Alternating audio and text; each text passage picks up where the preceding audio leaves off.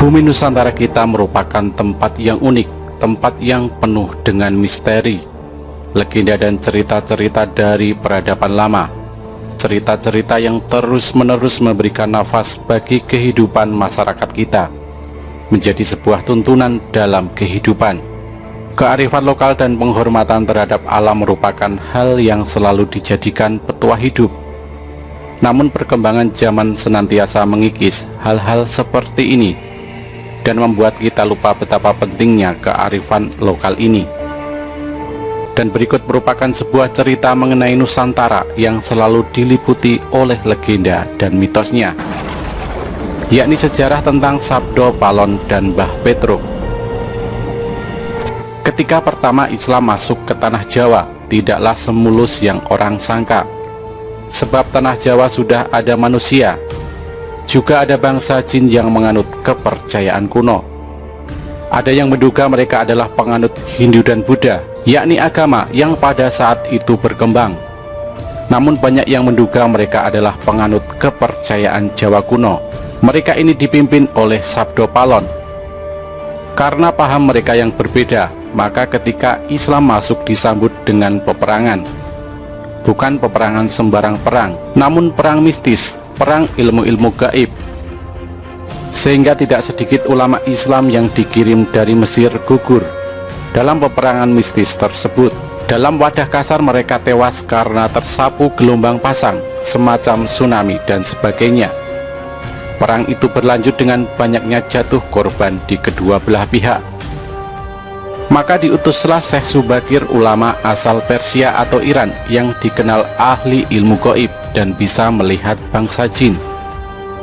Dengan kedatangan Syekh Subakir, benteng pertahanan Sabdo Palon yang super ketat dapat ditembus, dan banyak bangsa jin atau manusia pengikut Sabdo Palon yang binasa.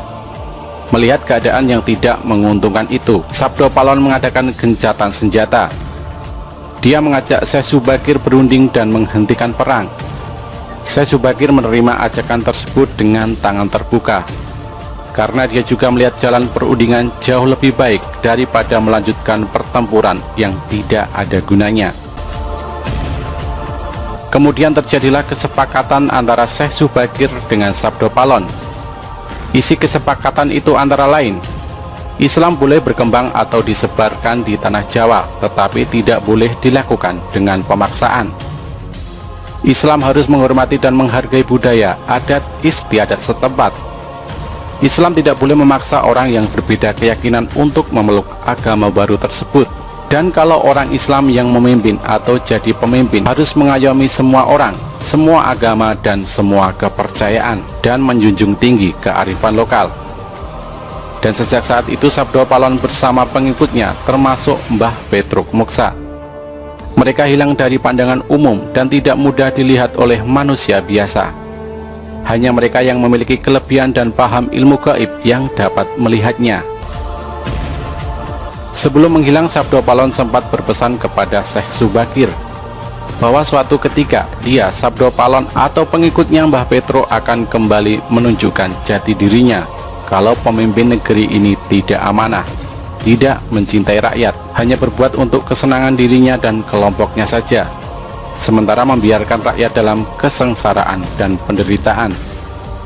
Kemunculan Sabdo Palon dan para pengikutnya Mbah Petruk untuk menagih janji, sekaligus mengingatkan agar para pemimpin negeri ini segera sadar, ingat rakyat dan ingat bangsa. Kalau tidak, selain akan banyak lagi bencana yang akan melanda negeri ini, mereka para pemimpin pada gilirannya juga akan menerima bencana. Bahkan bencana yang akan menimpa mereka lebih dahsyat, lebih mengerikan dan menakutkan. Inilah serat Sabdo Palon, penguasa gaib tanah Jawa. Serat yang pertama, Podo siro ngelingono carito ing nguni-uni kang kocap ing serat babat-babat nagari Mojopahit nalika duki nguni Sang Abrawijaya Prabu Pansamiya pepanggihan kalian jeng Sunan Kali Sabdo Palon Noyo Genggong Rencangiro. Ingatlah kalian semua akan cerita masa lalu yang tercantum di dalam babat sejarah babat negara Majapahit. Ketika itu Sang Prabu Brawijaya tengah bertemu dengan Kangjeng Sunan Kalijaga ditemani oleh Sabdo Palon dan Noyo Genggong. Serat yang kedua, Sang A Prabu Brawijaya Sabdaniro Arumanis nuntun dateng Punokawan Sabdo Palon. Paran karsi jenenging sun sapuniki wus ngerasuk agama Rasul. Hehta kakang manira meluwo agama suci, luweh becik iki agama kang mulya.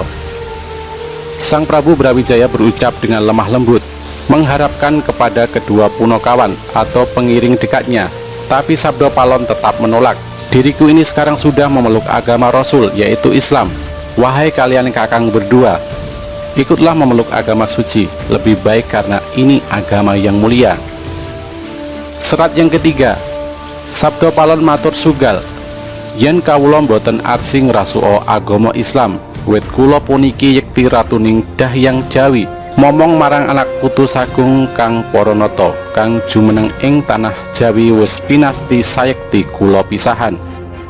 Sabdo Palon menghaturkan kata-kata agak keras, hamba tidak mau memeluk agama Islam, sebab hamba ini sesungguhnya Rada Dahyang, penguasa gaib tanah Jawa, memelihara kelestarian anak cucu penghuni tanah Jawa, serta semua para raja yang memerintah di tanah Jawa.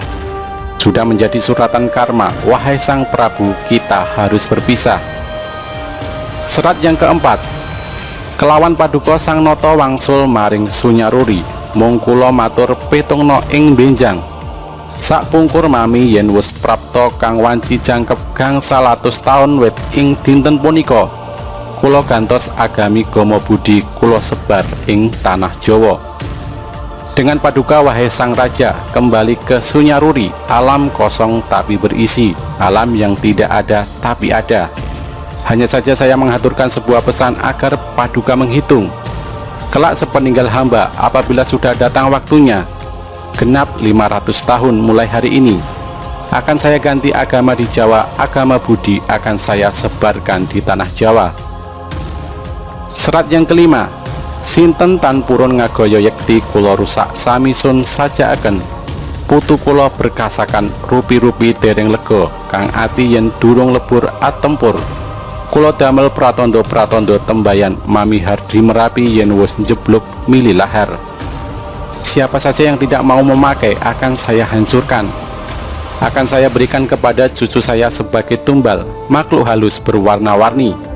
Belum puas hati hamba apabila belum hancur lebur, saya akan membuat pertanda sebagai janji serius saya.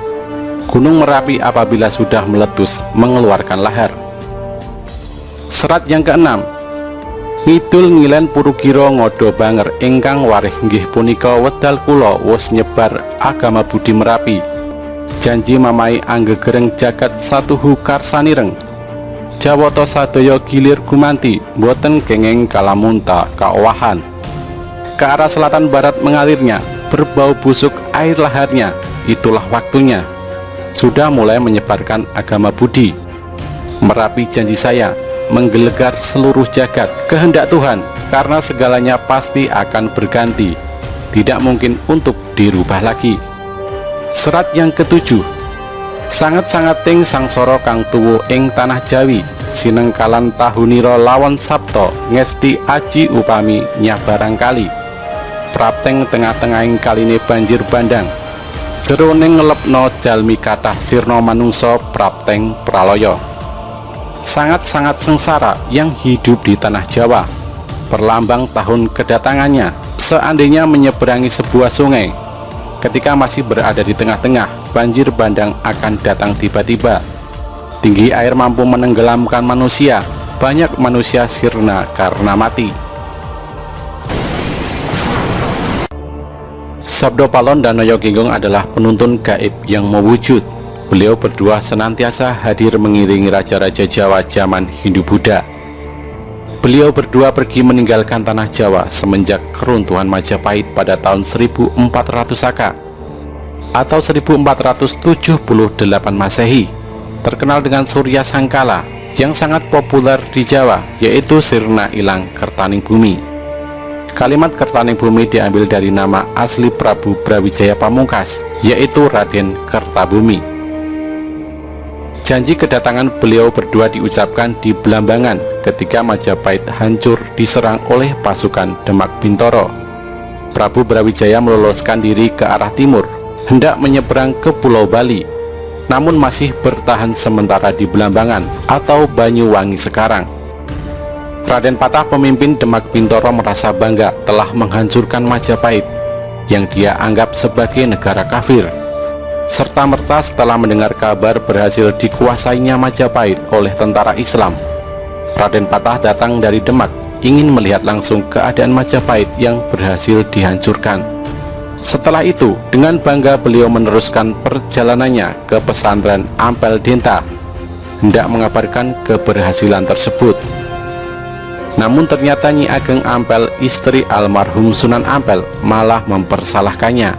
Nyai Ageng Ampel mengingatkan bahwa dulu semasa Sunan Ampel masih hidup, beliau pernah berpesan bahwasanya jangan sekali-kali murid-murid beliau ikut campur masalah politik atau malah berani merebut kekuasaan Majapahit. Bahkan Nyai Ageng dengan tegas menambahkan, Raden Patah telah berdosa 3 hal. Dosa yang pertama adalah kepada guru, yaitu melanggar wasiat Sunan Ampel.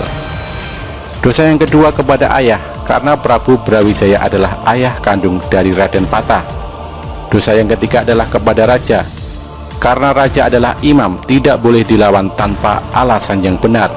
Sebab selama memerintah, Prabu Brawijaya tidak pernah melarang penyebaran agama Islam, bahkan menghadiahkan tanah Ampel Denta di daerah Surabaya sekarang sebagai tanah otonom, diizinkan untuk dipakai sebagai basis pendidikan agama bagi orang-orang muslim.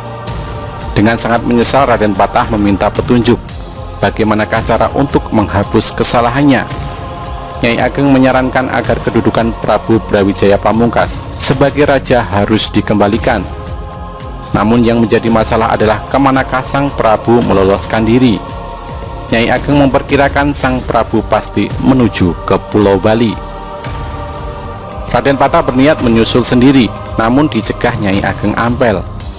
Karena setelah kejadian penyerangan Majapahit oleh tentara Islam terjadi, maka tidak akan ada satupun orang Islam yang akan dipercayai oleh sang Prabu. Tidak Raden Patah, tidak Nyai Ageng Ampel, tidak pula para wali yang lain yang turut serta membantu penyerangan tersebut.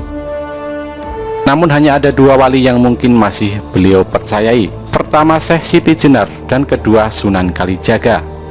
Karena kedua wali ini terang-terangan menentang penyerangan pasukan Islam ke Majapahit. Karena hubungan Raden Patah tidak begitu baik dengan Syekh Siti Jenar, maka dia meminta pertolongan Sunan Kalijaga untuk melacak keberadaan Ramandanya. Dan jika ditemukan, dimohon dengan segala hormat untuk kembali ke Trowulan, ibu kota Majapahit, untuk dikukuhkan lagi sebagai raja. Sunan Kalijaga bersedia membantu. Ditemani beberapa santri, beliau langsung melakukan pencarian ke arah timur. Dan ternyata benar, di Belambangan banyak umbul-umbul pasukan Majapahit serta para prajurit Majapahit yang siap tempur berkumpul di sana. Dan benar pula Prabu Brawijaya masih ada di sana, belum menyeberang ke Pulau Bali. Agak kesulitan Sunan Kalijaga memohon bertemu dengan sang Prabu. Namun karena sang Prabu tahu betul Sunan Kalijaga yang seringkali beliau panggil Syahid itu menurut pasukan sandi atau intelijen Majapahit, Sunan Kalijaga bersama pengikutnya sama sekali tidak ikut dalam penyerangan ke Majapahit. Maka Sunan Kalijaga dipersilahkan menghadap walau dengan kawalan ketat.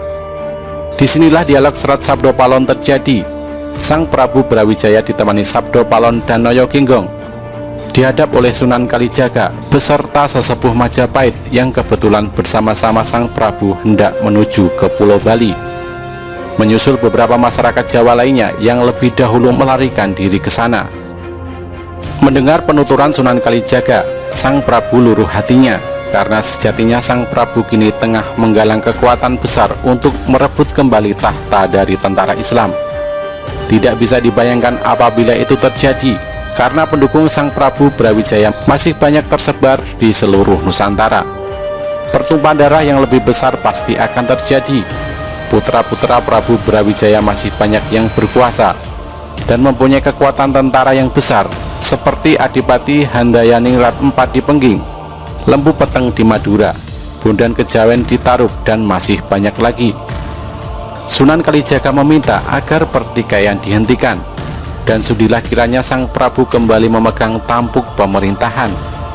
Prabu Brawijaya menolak, karena jikalau itu terjadi, maka beliau akan merasa terhina oleh putra selirnya sendiri, Raden Patah, yang lahir dari putri Cina Engkian dan dibesarkan di Palembang dalam asuhan Adipati Arya Damar atau Swan Liong. Bagaimana tidak, seorang ayah harus menerima tahta dari anaknya sendiri. Memalukan.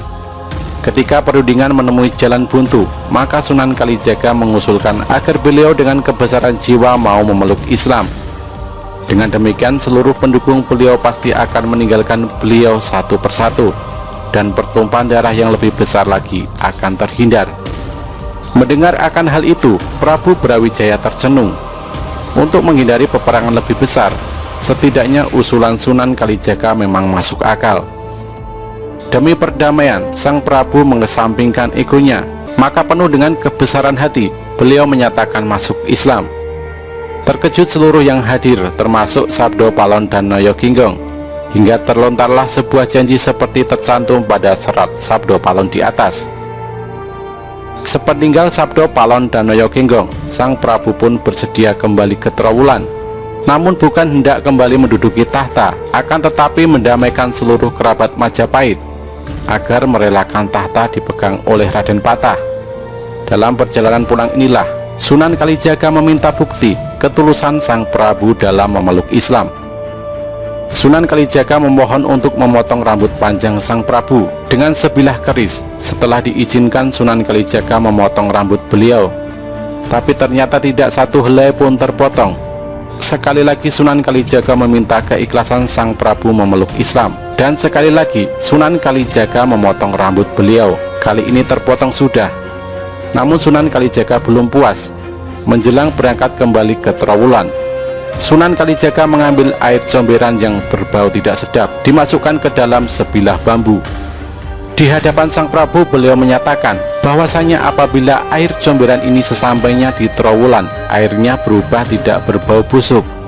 Nyata sudah sang Prabu telah lahir batin masuk Islam. Berangkatlah rombongan itu ke Trowulan. Sesampainya di Trowulan disambut dengan sukacita oleh masyarakat Trowulan. Air dalam bilah bambu dicurahkan oleh Sunan Kalijaga, dan ternyata bau busuknya hilang, bahkan airnya berubah jernih. Untuk mengingat kejadian itu, Belambangan diubah namanya menjadi Banyuwangi hingga sekarang. Tidak berapa lama di Trowulan, sang Prabu jatuh sakit. Putra-putranya datang berkumpul. Melalui Sunan Kalijaga, beliau mengamanatkan agar menghentikan pertumpahan darah Hindu-Buddha dengan Islam. Biarkanlah Raden Patah bertahta sebagai raja di Jawa, walau sebenarnya keturunan dari Penginglah yang lebih berhak. Menjelang akhir hayat beliau berpesan agar di atas pusara makam beliau jangan diberi tanda bahwasanya beliau adalah Prabu Brawijaya, Raja Majapahit terakhir. Namun tandailah dengan nama Putri Campa Anarawati, permaisuri beliau, sebab beliau merasa diperhinakan sebagaimana wanita oleh putranya sendiri. Dan penghinaan itu didukung oleh permaisurinya sendiri, Dewi Anarawati, Putri Campa yang beragama Islam. Dewi Anarawati inilah bibi dari Sunan Ampel. Dewi Anarawatilah yang menyarankan agar sang Prabu memberikan Ampel Deta kepada Sunan Ampel untuk didirikan sebuah pesantren Islam. Maka jangan heran apabila di Trowulan tidak diketemukan makam Prabu Brawijaya, melainkan Putri Campa. Padahal makam Putri Campa yang asli berada di Gresik. Begitu Majapahit diserang pasukan Islam, beliau diungsikan ke Gresik hingga beliau wafat.